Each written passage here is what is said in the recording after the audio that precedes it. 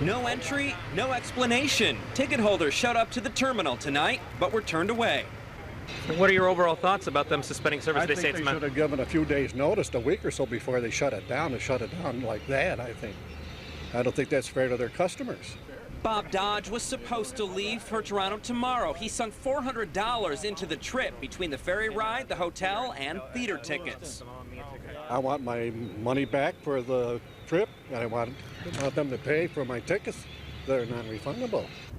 Other passengers spent much more. This couple from Tennessee headed to Toronto Thursday. They were due back Sunday. Considering what, 2 days ago we called to confirm our reservations? And they said everything was fine. And now, nothing. And now nothing. Just under 200 CATS employees are now laid off. Desks packed. I need 2 grounds, 2 rings. Just across the street at the LDR Char Pit, a clear view of what was going on. The restaurant liked the crowds the ferry brought and hopes to see those crowds again. We're kind of hoping it's resolved quickly to everybody's benefit, because the ferry's been great for Charlotte. Passengers on the final voyage say they were told in line in Canada this would be the last trip until further notice. It was sad. You know, we were excited to go. We were planning a trip in the wintertime. It's you know, it was an adventure.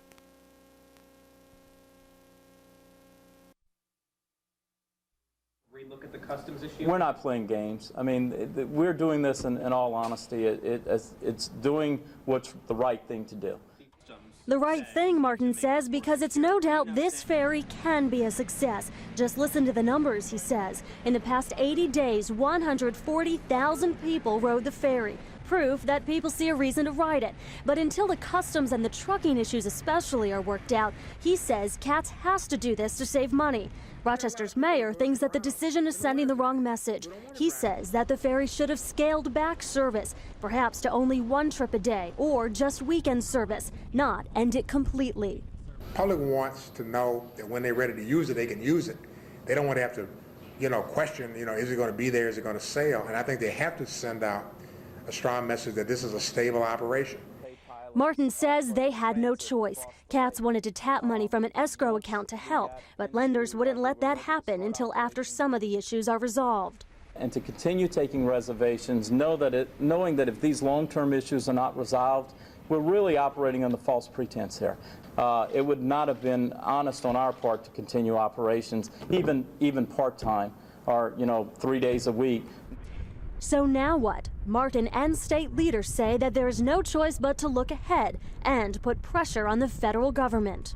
It's your money and my money that's invested in this, and nobody should be happy to see this thing failing. We should be out there doing everything we can to make it work.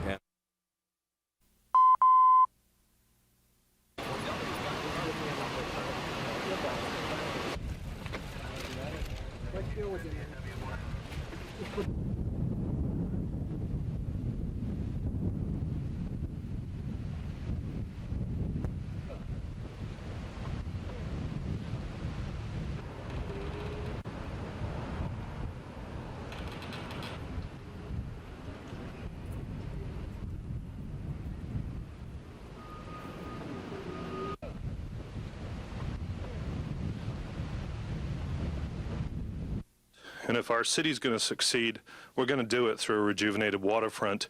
Transportation uses were a very important part of that, and we thought the Rochester Ferry was significant, and we're very disappointed.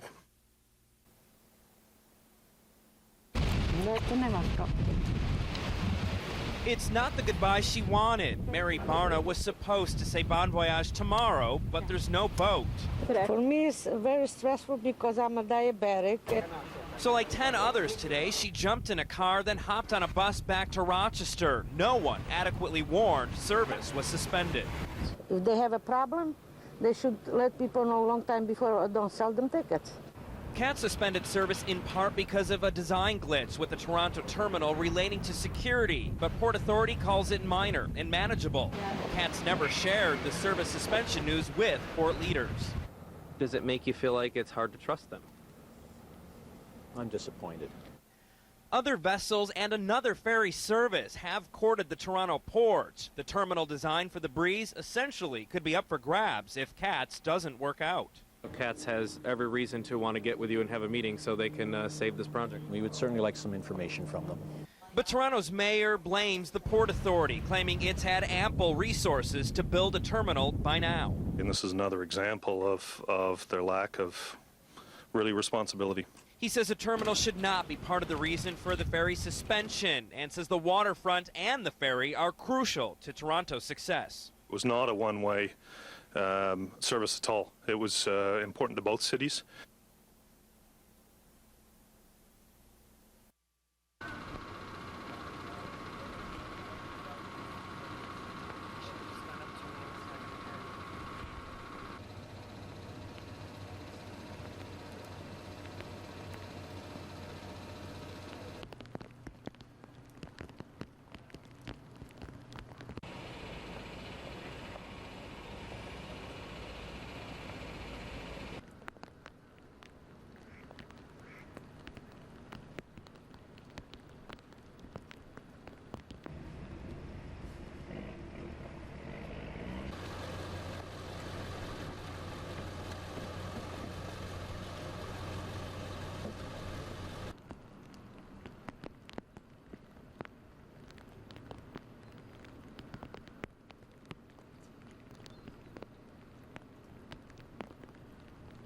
We had people calling until late in the night.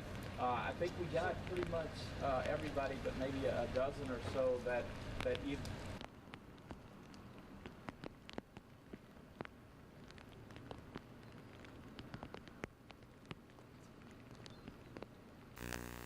Well, I'll tell you this. I spoke to Dominic DeLucia less than a half an hour ago, and we talked about the flagging specifically. He never said that he'd asked them to delay.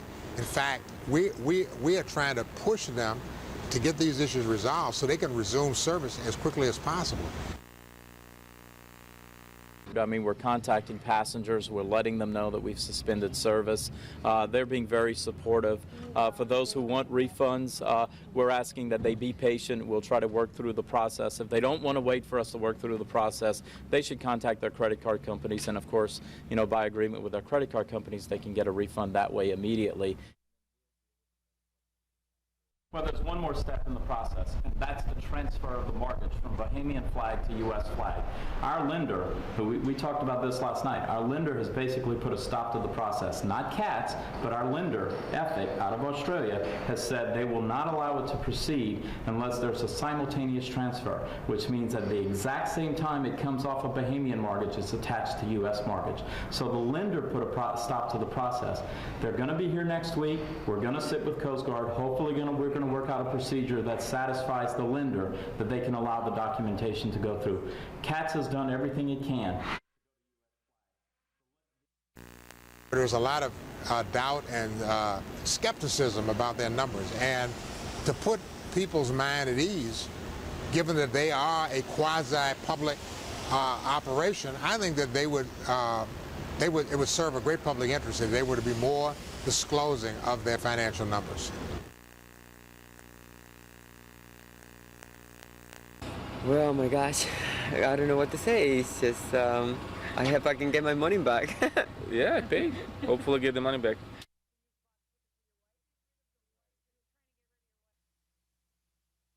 We need something here. John Pasucci has spent the summer building a bar that was to open on the second floor of the terminal. Today he packed up his equipment, not knowing if or when he'll be back to finish the job. They just told us that everything was at a standstill, so we can't leave our equipment in there. We're coming to get all of our equipment until further notice. Like some of the other businesses in the terminal, this one was starting to take shape and was to open next month. Quite a bit of the ways. We had the bars all in, the countertop, the electric's in, air conditioning's in, it's painted.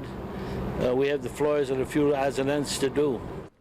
With or without the ferry, Tommy Beeman says he'll open his California Rollin' Sushi Bar at the end of next month. He says the extra business from Canada would be nice, but he believes he can survive without it.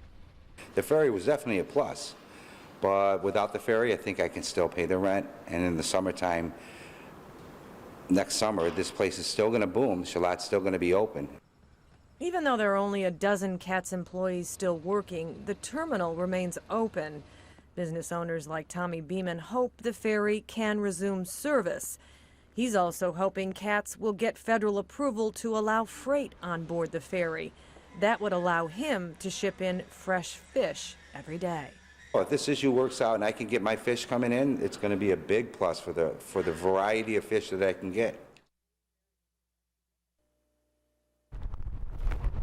Once it looked like service on board the Breeze was actually a breeze, staff at the Pelican's Nest restaurant literally saw a boom in their business. Ecstatic. I mean, it's next to our neighbor. We were pumped up. We had a lot of different marketing plans that we were looking to put in place over this winter on our off time. In a summer where most restaurants with outdoor seating saw a huge dip in profits because of the weather, Pelican's Nest did not. They say there was an influx of customers, so much so that they bought this trolley to shuttle people to and from the port. Well, it looks like this statement isn't accurate anymore. This was just one change that the restaurant added because of the fast ferry's arrival. But there are other improvements here because of the Breeze. A new cash register system that accepts both American and Canadian currency, and a glass enclosure so the restaurant can stay open later in the year. This isn't the only business that wonders if the changes are worth it. About a dozen moved into Charlotte because of the Breeze's arrival. We hope it's not a long-term problem. We hope it can be resolved soon because, all this money that was invested in this huge ferry just sitting there, it's a waste.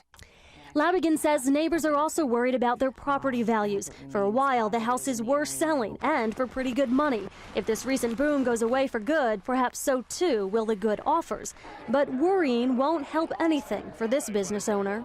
Yeah, it kind of stinks, yeah. I think everybody's in shock, but it's not over until it's over, so let's see what happens.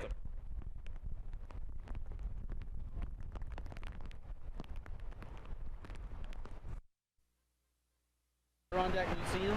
We're going to stay in a hotel in Utica tonight. We canceled our reservations here in Rochester. So we'll make a little ground, go to Utica, and then... We've spent the last 8 hours in cabs, buses, it's planes, trains, and automobiles, except with ferries. Right. And we just can't believe that they would leave. I mean, there were a number of people traveling with us that were just stranded.